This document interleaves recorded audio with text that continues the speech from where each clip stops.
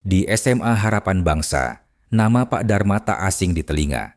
Ia dikenal sebagai sang legenda pendidikan, guru mata pelajaran ekonomi yang sudah mengajar lebih dari 30 tahun.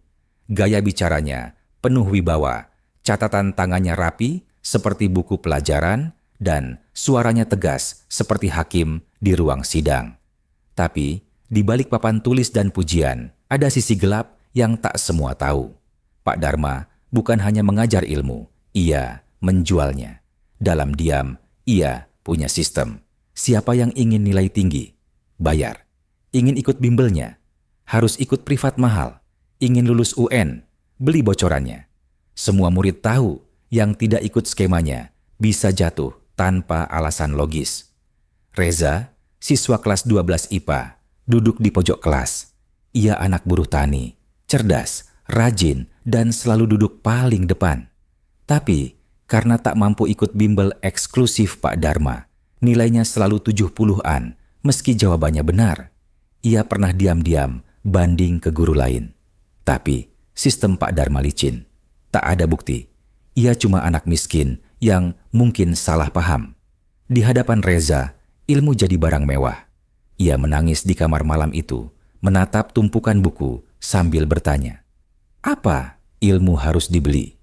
Burina, guru baru berusia 27 tahun, mengajar sosiologi. Ia masih idealis. Saat tahu sistem nilai berbayar Pak Dharma, ia mencoba melapor ke kepala sekolah, Pak Andri. Tapi yang terjadi hanya tatapan kosong dan bisikan. Pak Dharma sudah mengajar sebelum kamu lahir. Jangan bikin ribut. Burina muak. Ia mulai mendekati murid, memberi bimbingan gratis. Ia ajak Reza dan beberapa anak lain belajar tanpa bayar. Tapi itu membuat Pak Dharma marah. Ia menganggap Burina sebagai ancaman. Mulailah rumor-rumor bertebaran. Katanya Burina dekat dengan murid, katanya ia mencampuri urusan orang lama. Malam-malam, Pak Dharma duduk di ruang tamunya yang penuh piagam. Tapi wajahnya dingin. Ia memandangi daftar nama siswa dan catatan keuangan dari bimbelnya. Ada rasa puas saat angka-angka itu makin besar. Kalau semua bisa diajar gratis, siapa yang menghargai guru? Katanya dalam hati. Padahal ia lupa, harga diri guru bukan dari berapa ia dibayar, tapi seberapa ikhlas ia mengajar. Pak Dharma makin dalam. Ia mulai menekan wali murid. Anak ibu bisa gagal kalau tidak ikut kelas tambahan. Banyak orang tua tak berdaya, terpaksa pinjam uang demi nilai anak. Suatu hari, Reza memberanikan diri menulis surat terbuka. Ia cetak dan tempel diam-diam di mading sekolah. Kami murid bukan mesin uang, kami ingin belajar, bukan diperas. Surat itu viral di sekolah. Semua siswa membacanya, guru-guru mulai resah. Tapi Pak Dharma bergerak cepat. Ia tuduh Reza sebagai penyebar hoaks. Ia beri Reza nilai E di semua tugasnya. Burina mencoba membela, tapi ia malah diberi surat peringatan karena dianggap tidak loyal terhadap senior. Sekolah mulai retak, tapi Pak Dharma tetap merasa menang. Malam itu, petir menggelegar. Pak Dharma pulang dari acara reuni guru. Saat membuka pintu rumah, ia merasa ada angin dingin masuk. Cermin di ruang tamunya retak sendiri. Ia ke kamar mandi, menatap wajahnya di cermin. Tiba-tiba, matanya berubah, kulitnya menghitam, suaranya hilang, lidahnya kaku. Tangannya berubah jadi sayap hitam.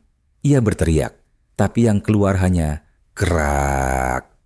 Sejak malam itu, Pak Dharma tak terlihat. Rumahnya kosong, tapi setiap pagi, seekor burung gagak besar hinggap di tiang bendera sekolah. Matanya menatap tajam setiap siswa, terutama Reza. Burung itu tak pergi. Suaranya serak, seperti ingin bicara tapi tak bisa. Burina tahu itu bukan burung biasa. Ia melihat matanya. Itu mata yang sama saat Pak Dharma menekan Reza dulu. Mata keserakahan. Setahun berlalu, Burina tetap mengajar. Reza lulus dengan nilai baik berkat kerja kerasnya sendiri. Sekolah kini mulai berubah. Kepala sekolah pensiun, sistem transparan diterapkan, dan murid diberi ruang untuk menyuarakan pendapat. Tapi, gagak itu masih ada, diam di pojok atap. menonton. Sebagian bilang itu adalah kutukan. Tapi Burina percaya itu adalah pengingat bahwa ilmu bukan alat tekanan, tapi cahaya yang harus dibagi. Di suatu sore, seekor gagak tua bertengger di dahan pohon, memandangi senja. Dalam matanya ada penyesalan. Tapi waktu tak bisa diputar. Ia hanya bisa mengamati, berharap suatu hari dimaafkan. Tak ada kata, hanya suara kraak yang pelan. Ia pernah jadi guru, kini hanya bayang-bayang. Ilmu yang disalahgunakan telah menumbuhkan sayap kutukan. Ilmu itu cahaya, bukan alat pemerasan. Saat ilmu dijadikan senjata untuk menindas, maka karma akan menulis ulang peran. Bahkan, seorang guru bisa berubah jadi gagak.